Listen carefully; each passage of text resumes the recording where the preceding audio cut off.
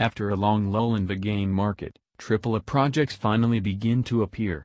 The long-awaited Cyberpunk 2077 will be released very soon, but before its ideological competitor, Watch Dogs Legion, comes, and the 11th in the main series of games Assassin's Creed, Valhalla. What do these three games have in common? They are loaded with next-gen graphics. What is interesting, Cyberpunk for low graphics settings asks for GTX 783GB, and for high, 1060 with 6GB. But after all, between 780 and 1060 is not such a big difference that the first video card pulls Cyberpunk at low 30 FPS, and the second, at high 60. Ubisoft projects require a 4GB GTX 960 video card for low settings in Full HD. Why such strange requirements for Cyberpunk, and why Ubisoft rejected video cards from the previous series? I have only one thought in this regard: hardware support for DirectX 12 is vital. There are 3 levels of support for DirectX 12. The first, called DirectX 12 and 0, is programmatically provided for video cards from the 400th series of NVIDIA, even the GTS 450. Also 12 and 0 have the immortal Radeon HD and R7 cards. The second level of support is hardware, or DirectX 12 and 1. It is available for video cards from the 9 series of NVIDIA, so the 960 appears in the list of minimum system requirements, and 4 cards of the R9 series, which are also in it. The third level of support, or DirectX 12 and 2, is given to cards of the 20th and 30th series of NVIDIA. Only for them it is possible to use DirectX ray tracing and DLSS 2 and 0, which greatly elevates them above the video cards of previous generations. Now let's go back to the past, not as far as the year of Call of Duty Modern Warfare 3, which I'm currently playing, but in 2014. Prior to this time, games were launched in the DirectX 10 mode, and the requirements included such legendary cards as 8600 GT, 9600 GT, 9800 GTX and sometimes the 200th series. And then the games jumped to DirectX 11, for example, the first Watch Dogs, which instead of our favorite video cards, which in those years were the same age as today's 700 series cards, so, Watch Dogs first demanded GTX 460. And relatively powerful video cards in 2014 lost the ability to launch new games at all. Now the same thing will happen, but the owners of cards of the same 700 series will not be so hurt, because they will be able to launch new games, but the developers do not promise them a decent frame time with good graphics. And if they don't promise it, then it won't happen. Or for example this case.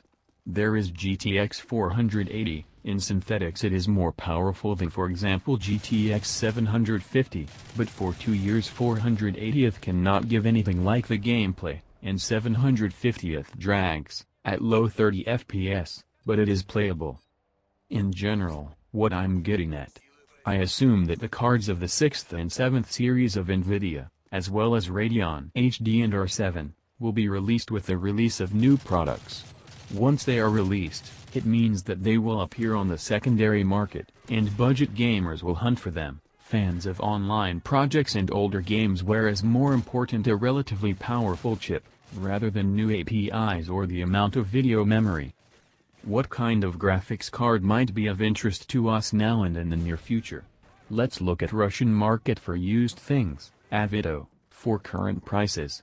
A good option for minimal gaming can be GTX 670 with 2GB, which is approximately equal in power to RX 460. It can be found for $40 and you can win with it in Fortnite with good graphics preset.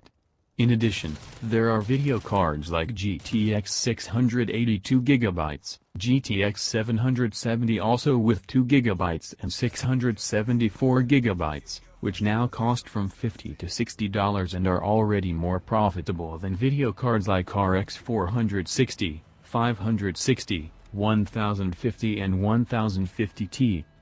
If my reasoning is correct, then in the next month or two, these video cards will fall on the used market and the price will fall.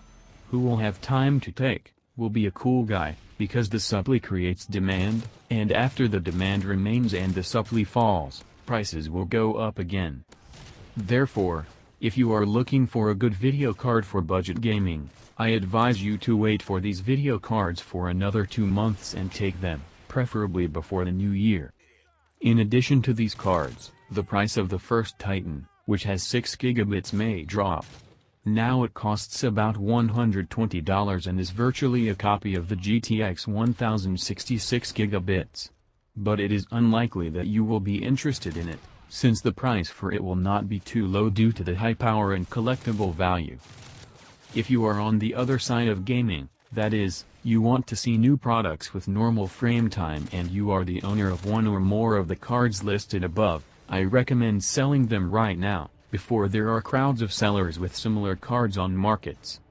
Or you can try to hold the card and sell it in 2021, because money become cheaper. In this case, you will need to keep 2 things in mind. 1. The card that will become the top for its price will have a good price and popularity, and with a probability of 80% it will be a card from Nvidia. 2. People are getting poorer, but games are still entertainment. There may be many more sellers than buyers. Here's some food for thought. You know such social site like VKontakte? So, the text version of this video with prices for today, that is, on October 24th, is in VKontakte in the group How Much Is It in G4560, in which I work as an editor. In addition to the fact that you can always find me there, we keep on the pulse in other prices for components, post-techno memes, and in our conversation we discuss any topics without negativity and bias. We will be glad to see you.